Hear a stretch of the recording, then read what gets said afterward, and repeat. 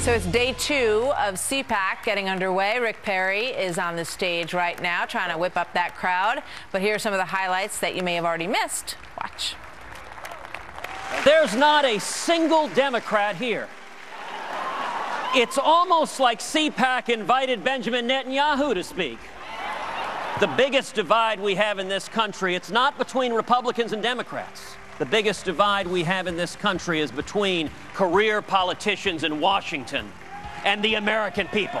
I'm ready for a country that puts our Constitution on the top shelf. I'm for putting our health care in our hands and not in the hands of some bureaucrat. For balancing our budget. For a fair taxation system that allows us to get rid of the IRS.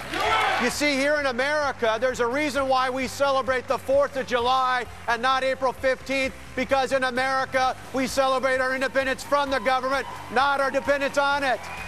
That's right. We need a president, a leader, who will stand up and say, we will take the fight to them and not wait till they bring the fight to American soil for our children and our grandchildren. This race is on, folks. Chris Starwalt, Fox News digital politics editor, watching these guys slug it out, and a woman as well, Carly Fiorina, in the mix in all of this.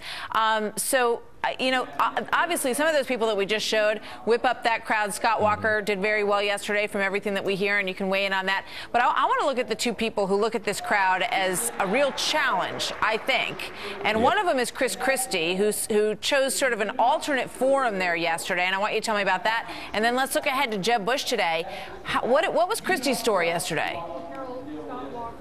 Well, Christie and Bush have opted for the same alternate forum. Rather than giving a speech, they're going to be interviewed. Christie opted to be interviewed by Laura Ingraham, who gave him a pretty good fricasseeing up there, talking about illegal immigration and other places where the more centrist-oriented New Jersey governor has been more out of step with the Republican base. He chose to take the opportunity to attack Jeb Bush and try to position himself as more conservative than Jeb Bush, which is maybe indicative of his place in the Republican field right now.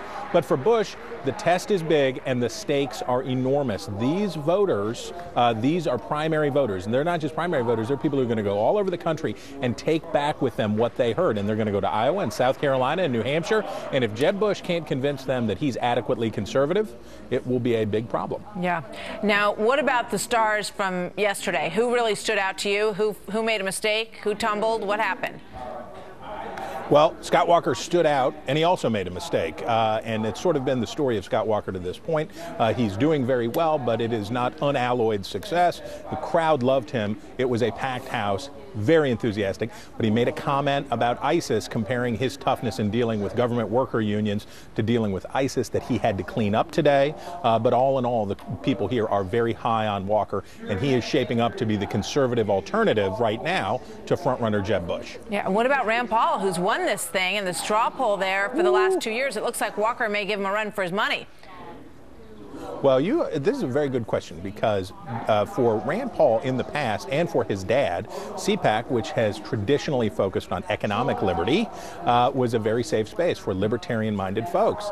However, new organizers this year and an influx of new blood we've had from new chairman Matt Schlapp has changed the game here somewhat, and the crowd is a little different. And if Rand Paul can't deliver a win here, this will call into question his strategy about uniting libertarians inside the Republican Party.